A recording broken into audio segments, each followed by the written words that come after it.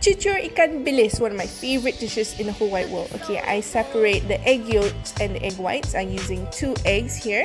Then I beat up the egg whites until they're nice and fluffy. In another bowl, I add in about 1.5 cups of flour, some baking powder, some salt, and some onion powder, and I mix that all together.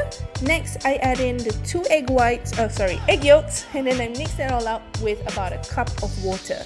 Now you want to combine this until there's no lumps. Then you add in a generous amount of ikan bilis and some onions and some chilies if you like it a bit spicy. Then I add in the fluffed up, whisked up egg whites, and I mix that all up until they're nicely combined. Heat up my pan with some oil. Then I like to dip my spoon in the oil and then kind of slide it out so that it doesn't stick together. I fry these up for about 3 to 4 minutes until they're nicely brown and puffed out. And then I serve it with some chili sauce. So happy berbuka, guys!